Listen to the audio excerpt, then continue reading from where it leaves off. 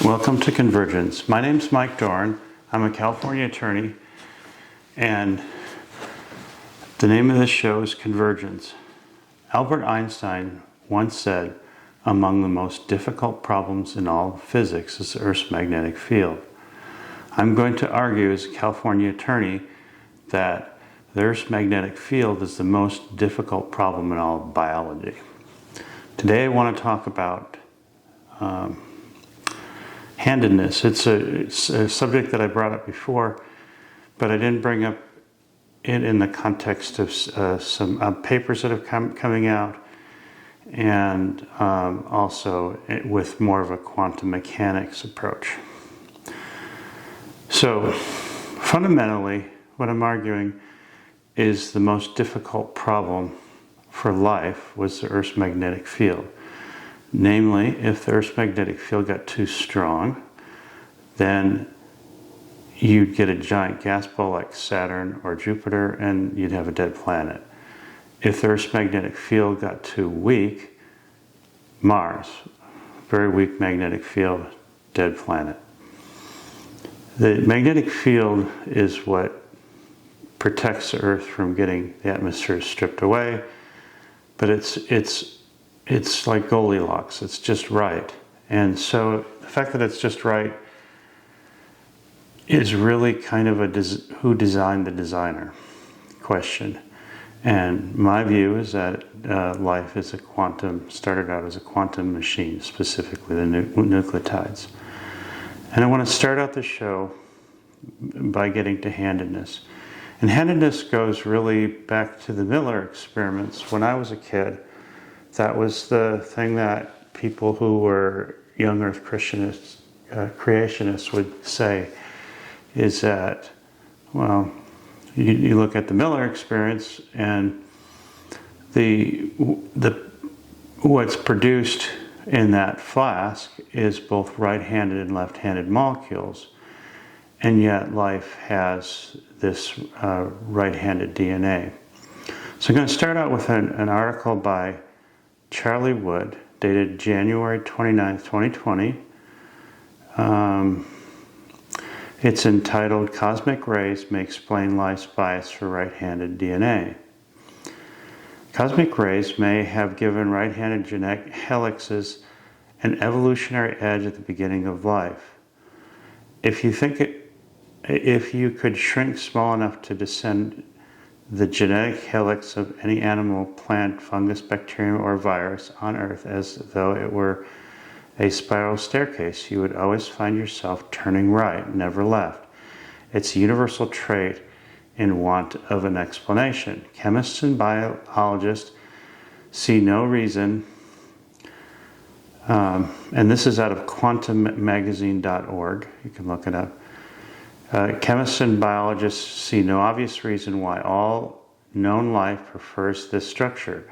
Chiral, and that's in quote, molecules exist in paired forms that mirror each other the way a right-handed glove matches a left-handed one. Essentially, all known chemical reactions produce even mixtures of both. In principle, an RNA or DNA strand made from left-handed nucleotide bricks should work just as well as one made of right-handed bricks, although chimera combining left and right subunits probably wouldn't fare so well. Yet life uses just one of the chemistry's two available Lego sets. Many researchers believe the selection to be random. Those right-handed genetic strands just happen to pop up first, or in a slightly greater numbers, but for more than a century, some have pondered whether biology's innate handedness has deeper roots. This is one of the links between life on Earth and the cosmos, wrote Louis Pasteur, one of the first scientists to recognize the asymmetry in life's molecule in 1860. Now, two physicists who validated Pasteur's instinct by connecting the unvarying twist in natural DNA with the behavior of fundamental particles, the theory which appeared in May in the Astrophysical Journal Letters, doesn't explain every step of how life acquired its current handedness, but it does assert that the shape of terrestrial DNA and RNA is no accident. Our spirals might all trace back to an unexpected influence from cosmic rays. This work points out neutral agent which we are not considering, says Dietmar Sasalov, an astronomer at Harvard University and the director of the school's Origin of Life initiative, who was not involved in the research. It seems to be very good. Cosmic rays are bullets from deep space, atomic shrapnel raining down constantly on our heads. These violent objects are a long-time query of Naomi Globus, a high-energy astrophysicist at New York University and the Center for Computational Astrophysics at the Flatiron Institute. Quantum magazine is editorially independent, published by Simmons Foundation, which also funds the Flatiron Institute. But Globus doesn't think much of how cosmic rays might affect life until 2018, when he was a visiting scholar at the Cavell Institute for Particle Astrophysics and Cosmology, where he met Roger Blanfield, a fellow astrophysicist and the Stanford University Institute's former director. They started by the fact that cosmic ray showers, like DNA strands, have handedness. Physical events typically break right as often as they break left, but some of the particles in cosmic ray showers tap into one of nature's rare exceptions. When the high-energy photons in cosmic rays slam into the atmosphere, they produce particles called pions, and the rapid decay of pions is governed by weak force, the only fundamental force with known mirror symmetry. Pions slamming into the atmosphere produce showers of particles, including electrons and their heavier siblings, muons, all of which are equipped by the weak force with the same chiral magnetic orientation relative to their path. The particles bounce around as they streak through the atmosphere, Globus said, but overall they tend to keep their preferred chirality when they slam into the ground. Okay, I want to take that article and kind of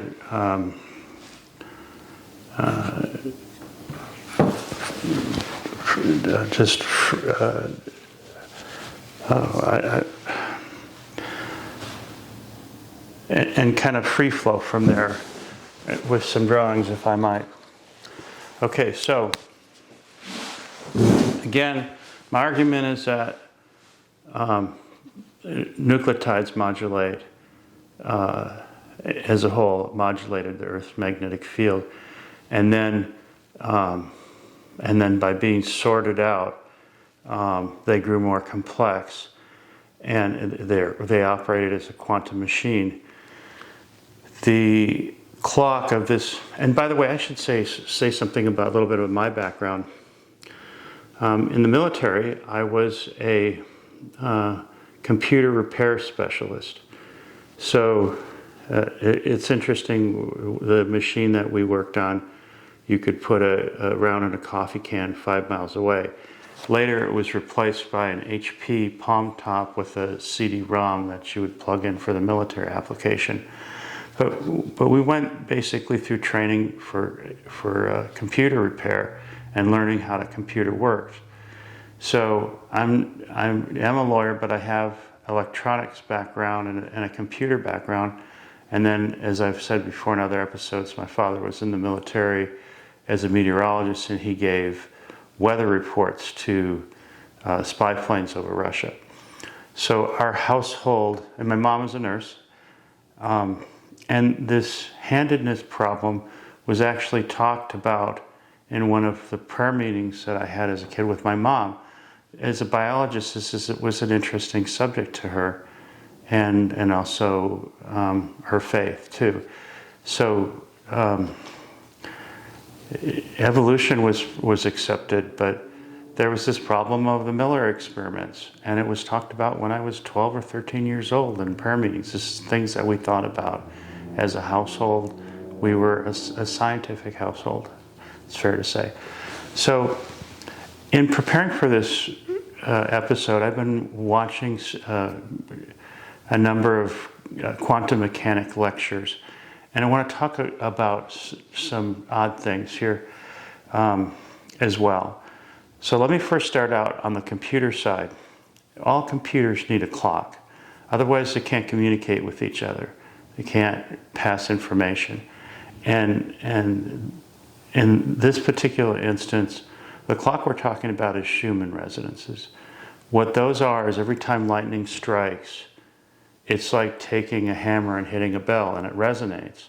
So when you have a number of strikes, like today there was over 700,000 strikes per hour across the world. And those strikes tend to then resonate and make these frequencies called Schumann resonances. This is all textbook stuff. I'm not, there's no creative edge to what I just said. And the early Earth certainly had that as well. And so my argument is that there were nucleotides in clouds, and then in the context of electrical fields, it changed the phase change rate, and the nucleotides acted as both a model, a collective model, a massively parallel computer, and as a feedback as well. So that's the key part, is the ability for the nucleotides to sort of be both your software and your hardware. And really, they were able to be the software and the hardware. And so now how does the quantum stuff start to appear?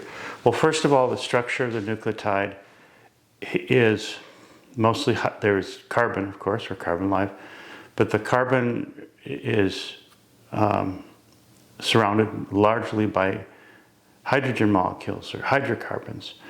And so when you do electrophoresis and you have an anode and a cathode and an anode end, and you put your DNA sample in a gel, right? And that field plays upon the nucleotides that are in the gel, and then they migrate in different directions depending upon the size, the shape, the charge, and then the final one is the handedness will affect how it migrates in this field. So you end up, when you add a coloring agent, you get these banding features. So what I'm arguing is that when you have a super cooled cloud droplet and you have the nucleotides in it, the amount of nucleotides that you have will affect the freeze rate of the molecule, and it'll do so in a calculated way, and basically that is your feedback. And then what's sorted out collectively, the nucleotides become your model. Now, where does the quantum part come in? Well, I've talked about this before. There is, in addition to being held in a DC field, there's also the Schumann resonance, or your clock.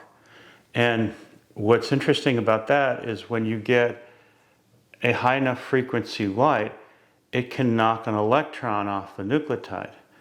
And when it does that, it basically causes the proton to go as well, because there's nothing holding that proton anymore once the electron is knocked off. So now its mass changes, and force equals mass times acceleration. And so when the static fields are accelerating the particles and its mass changes because it's missing a proton, then how it's just like if this occurred in electrophoresis, the band would change.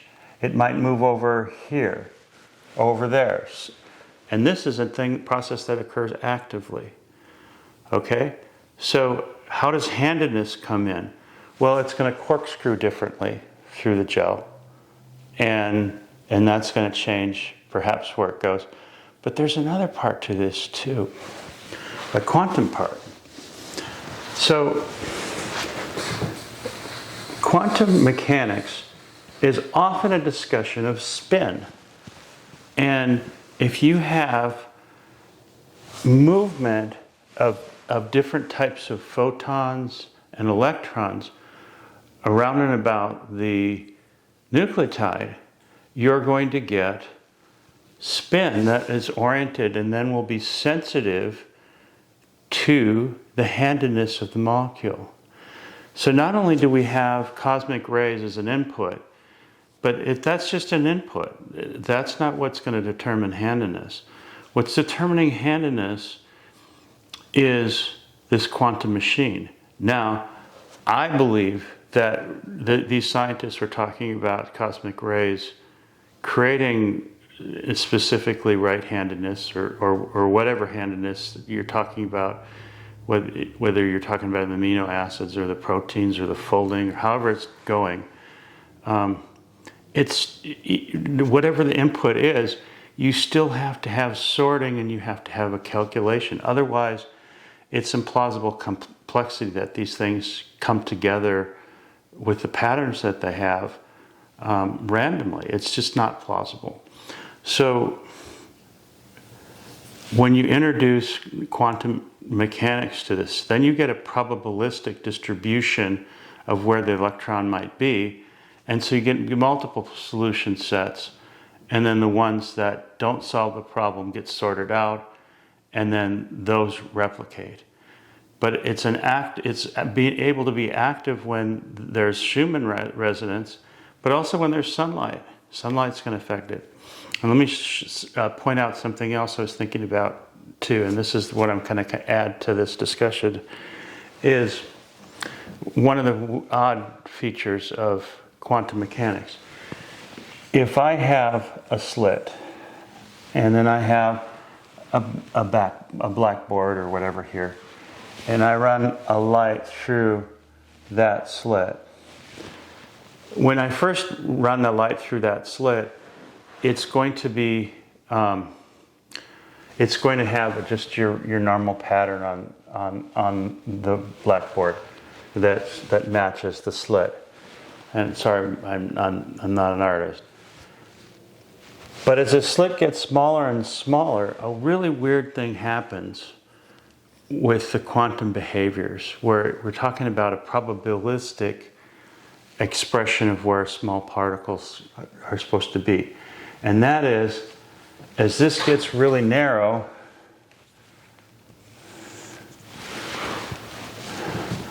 this gets fuzzy. Yeah, because it's a distribution, it's a probabilistic distribution. But now I'm going to add something even weirder. If I have two slits and the light's coming through, the pattern becomes just like electrophoresis. You get bands. And that's because the waves cancel or enhance, and then you get a pattern, almost like a barcode. And this is very computational. Now, let me talk about what a nucleotide is. And again, I apologize for my art not being very great. But so it's described as a double helix. And let's see if I'm going to be able to do that. Probably not. All right. So what you got here is the four chemicals that are attached to your nucleotide. Now, if I take light and I'm shining it through the nucleotide, what happens? It's a lot like slits, isn't it? So I'm going to get, on the other side of the nucleotide, I'm going to get bands. And even cooler to think about, for me anyway,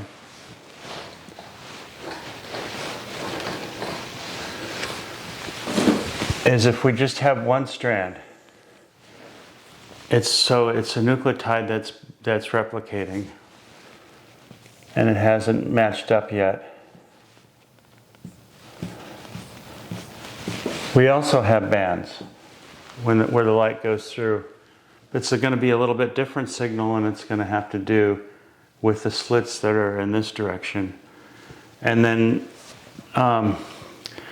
the other thing is, and I talked about this before, this part of the molecule, the acid part of the molecule, is actually pretty stable with the phosphate ions. that are on this, and then you have carbon, which has a really strong bond. Like if life started out at silicon, the bonds are going to be on the outer orbitals. It's not going to be as strong. So you have a stable part, and then you have the carbon part, which is a strong bond, and then you have the hydrogen, which is easy to knock off the electrons. It's the easiest thing to knock off the electron. And it definitely, a hydrogen electron is a quantum, it operates in quantum. It's very small. And so it follows these rules of spin and probabilistic, where it is. And the other weird thing is, getting back to the handedness, is that the deterministic part and entanglement and all these other concepts, you'll have energy levels that are very spiky. And what I mean by that, some of the math, the Schrodinger equations, it produces these signals that are not smooth. It's very spiky. And so when you're measuring something and it's interacting with something that's measuring it, then it has a state, and then it affects what it's entangled with, and it has this, you won't know the angular momentum of the quantum particle, but you'll know the location. And that very much ties in with handedness, because if you have something spinning one way and then your molecule has one or the other, then the spin of the one direction is what's going to get the response. And so if those are uniform, then you're going to have it work. And that's why handedness that's wrong, chemicals that have the wrong handedness are poisonous. And it's because the solution set got sorted out to work with the handedness being one direction or another, because ultimately this is a quantum machine. There's other papers that are coming out and talking about how on the protein end of things, handedness, they're saying, or the more complex molecules, that the handedness might have come there as opposed to an early random quote-unquote mutation. The problem with that argument, and it is an argument, this is a model of how things work, not when you're reducing a problem to smaller and smaller things and then testing them empirically. The ultimate test is the fact that we're here. And the implication, as I've said before, is to climate change, in that carbon dioxide, while inanimate, is a fundamental part of cloud microphysics. And now that the nucleotides are no longer in the clouds, basically the brain of the operation, the quantum machine, is in us, in other life, and we're the ones that are causing this dampening of the Earth's magnetic field. And we do it through carbon dioxide as a inanimate part of the biosphere, but yet it's doing this living, active thing that's keeping us alive. It's dampening the Earth's magnetic field. And the fact that I'm creating this model is actually then saying a lot about what CO2 as a greenhouse gas is, as opposed to, not that it's interesting in cloud droplets and how clouds behave, and then how clouds are greenhouse gas and how the dynamics are. And it's not interesting as much as a greenhouse gas. And the proof of that is us, is life. So I'm ambling a little bit. but I did want to talk again about handedness and how this is a quantum machine that just didn't select handedness at the early initial time or when life was forming, or just later, that throughout this whole process, there's this quantum machine that has grown more and more complex. And quantum mechanics fits a machine that uses resonances. It explains a lot of things. For instance, consciousness.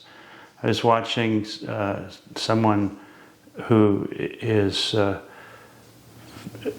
argues that there's no there in terms of a quantum consciousness. And I disagree with that because it's true that these neural networks that we have are kind of a hack that does a lot of the neurological and thinking things. But the quantum part of it, it has existed from the beginning, and it's able to be with the Schumann resonance, which are in our head, as opposed to, as they are in the sky, that we also have Schumann resonance as our head. And it's because that's the building block, or the nucleotides